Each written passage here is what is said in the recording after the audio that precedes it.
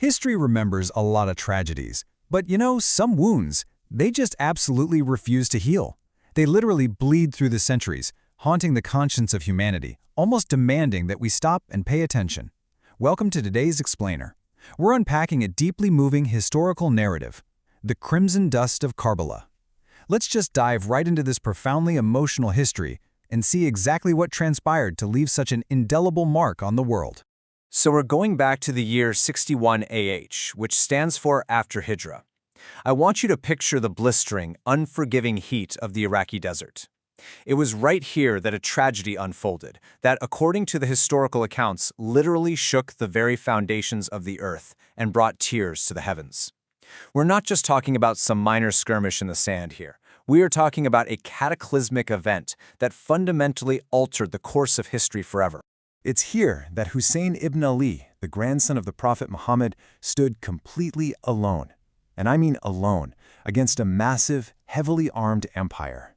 This wasn't your standard battle for a throne. The historical sources actually describe this as a systematic slaughter of the Prophet's own household. It was a day when the skies turned to ash, red dust storms choked the horizon, and it was said that every single stone lifted in the Holy Lands wept tears of blood.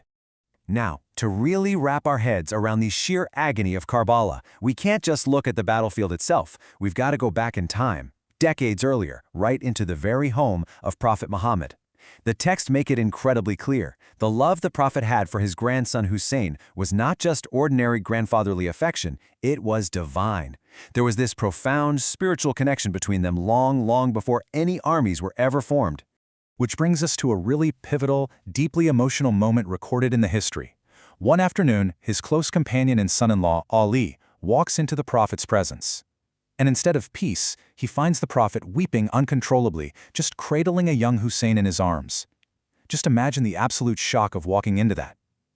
Ali immediately asks, "O Messenger of Allah, what has broken your heart? Who has brought you to tears?" And the Prophet's heartbreaking response is really central to our analysis today.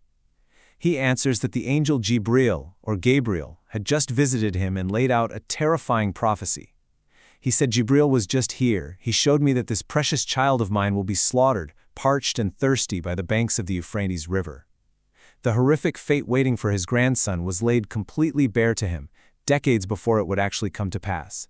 But Jibril didn't just bring words. He brought a physical token, a handful of red soil from the very land where Hussein would eventually be killed. The Prophet held this soil, and his heart just shattered. Think about the heavy gravity of that for a second. The tragedy of Karbala was already weeping in the heart of the Prophet decades before the first arrow was ever shot.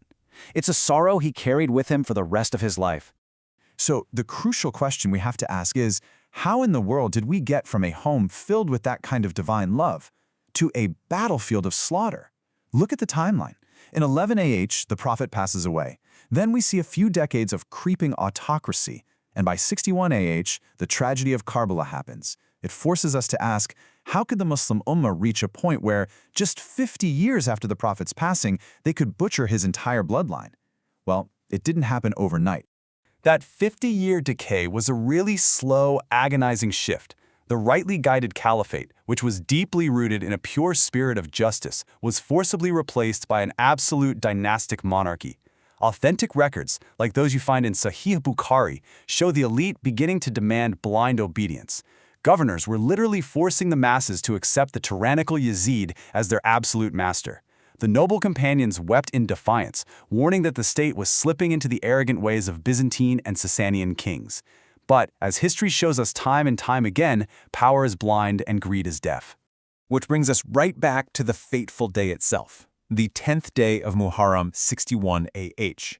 But interestingly, our source text shifts the scene away from the battlefield, back to the city of Medina.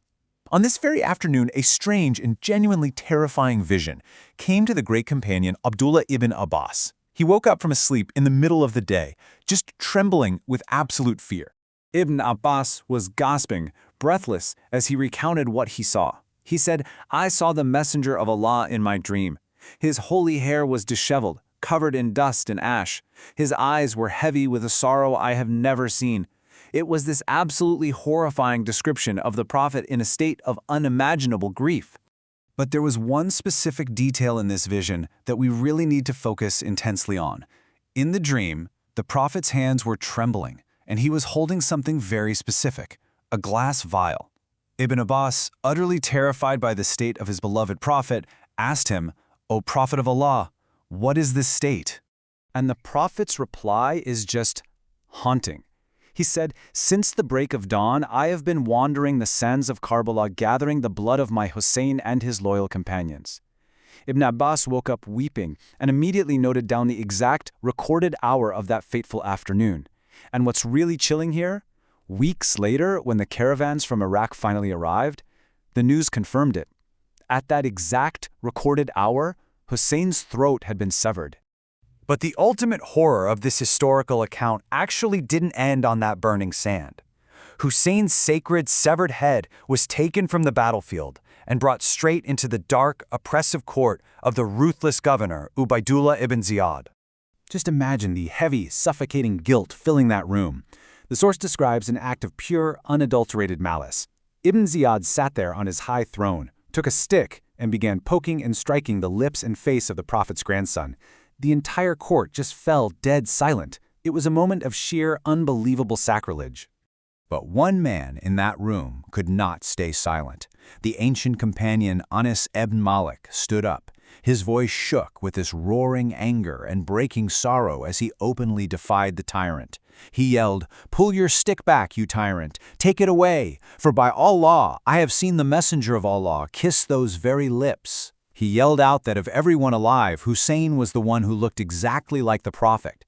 It was this powerful, desperate cry of truth against armed falsehood. The killers of Hussein probably thought they had won a kingdom, but the legacy of Karbala actually became a mirror held up to every subsequent generation. Listen to this haunting reflection from the early scholar Ibrahim al-Nakha'i. He says that even if he were completely innocent, and even if Allah allowed him into paradise, if he had been alive on that day and failed to protect Hussein, he could never face the Prophet. He'd hide his face in shame, fearing the Prophet would ask him, "How did you let them slaughter my Hussein?" It's a devastating commentary on the eternal guilt of the silent majority. So, as we wrap up our analysis of this text, we arrive at this incredibly profound conclusion. Empires rise and empires inevitably fall into forgotten dust. But the immortal name of Hussein, it stands. The text ultimately argues that Karbala teaches us that a head belongs only to Allah. It can be physically severed on the hot sand, yes, but it will never, ever bow to a tyrant. Which leaves us with this final, lingering thought from our sources. It's not just about ancient history. It's a mirror for our conscience today. Where do we stand when truth is lonely and falsehood is armed to the teeth? I'm going to leave that right here for you to reflect on. Thanks for joining me for this explainer, and keep questioning the history that shapes our world.